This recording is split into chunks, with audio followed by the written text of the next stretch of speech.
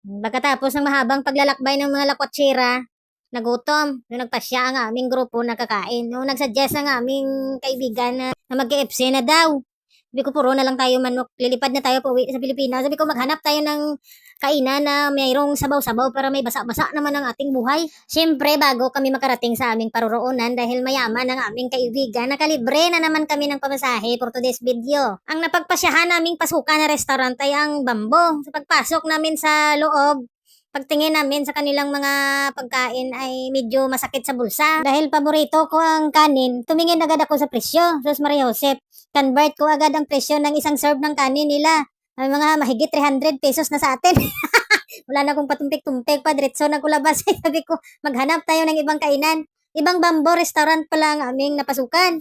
Para sa akin, deserve naman natin na papasok sa mamahaling restaurant, kakain ng masarap na pagkain dahil tayo naman ang nagbaka-baka ng trabaho dito sa abroad. Bakit natin titipirin ang sarili natin, di ba? Kaso lang sa panahon na ito ay medyo alangalin pa sa sahod.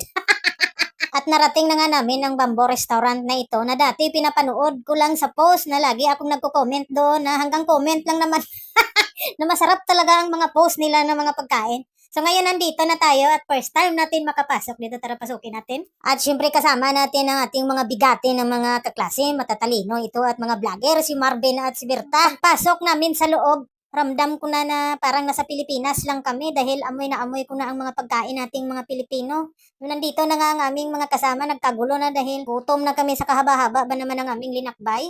Makikita natin ang presyo ng kanilang mga pagkain. Malaki ang pinagkaiba doon sa una naming napasukan. Ang sasarap ng kanilang paninda na pagkain, guys. Kompleto sila dito. So bagay talaga to sa akin na kulang sa purga. Mayroon silang chicharon, mayroon silang ginisang alamang bagoong. Lahat ng mga paninda nila dito galing sa Pilipinas. Ang sarap talaga balik-balikan dito. No? Kaso lang, medyo may kalayuan ito galing sa akin kasi nasa Alcobar pa ako at ito ay part ito ng Damam. So habang nakapila ang ating mga kasama ay nakikimarites ako dito sa kanilang mga paninda. Ang iba mga kadalasan nating kinakain ng mga Pilipino, masasarap ibahog. Talaga naman na amoy pa lang ng kanilang mga paninda ay ulam na. So kalimutan ko muna guys na diabetes ako dahil first time kong kumain ng ano ba to? Ubi halaya o ubi hupya. Panghimagas namin mamaya pagkatapos kumain. So ang serve pala ng kanilang pagkain dito ay dalawang ulam, isang serve ng kanin at unlimited yung sabaw ay 20 real. Makikita natin napakarami nila mag-serve ng kanin, guys. Mag-i-enjoy talaga ako dito sa katulad ko na patay gutom na mahilig sa kanin. Ang kinuha kong ulam, dalawang serve na puro gulay. Puro na lang tayo manok sa bahay. No, at least ngayon, kahit mahirap lang tayo, kaya na natin bumili ng dalawang serve ng ulam. Kasi dati nung maliit pa kami, kanin lang sapat na tapos wisik-wisik lang asin. Tapos sausaw sa suka. Kasi dati parang hindi namin kaya bumili ng tuyo. Ang suka naman ay libre lang kasi mananggite tatay ko. Talaga naman ang mga kasama ko nagbira na kaon. Ako nagasigip ako yaw-yaw. Ayan guys, ganyan kasarap ang mga serve nila na pagkain. At sa 20 real, dalawang ulam, isang kanin at unlimited na sabaw, mag-i-enjoy ka talaga. At talaga naman, pag tuwing lumalabas ako, naghahanap talaga ako ng kainan yung mayroon talagang higop-higop na sabaw. Napakasarap sa pakiramdam na madidiligan ng atin, no? Kahit sa sabaw na lang tayo.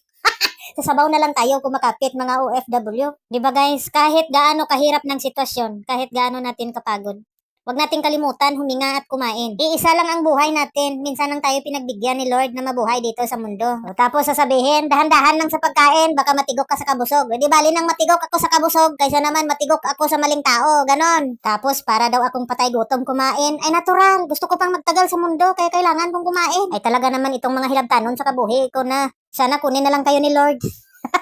Hoy, charot lang. Ganito lang kasi yun guys. Sa panahon kasi ngayon, gumawa na lang tayo ng kabutihan sa ating kapwa at magsaya.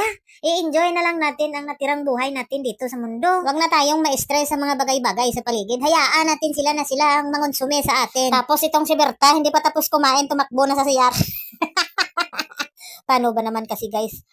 Ang dami nilang mag-serve ng pagkain. Talagang mag-i-enjoy ka sa halagang 20 real. Parang ayaw ko nang umuwi sa Alcobar kahit dito na lang ako titira. Kahit tagahugas na lang ako ng pinggan. Salamat pala sa inyong panonood guys. Sana nabusog kayo.